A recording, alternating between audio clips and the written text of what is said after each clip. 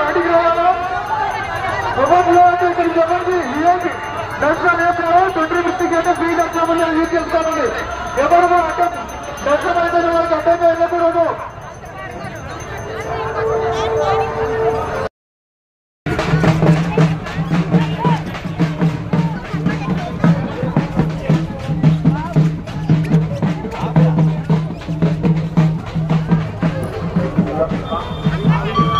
ఆలోది రాము గారు 100 రూపాయల అన్నదాన కార్యక్రమం సమర్పిస్తున్నారు.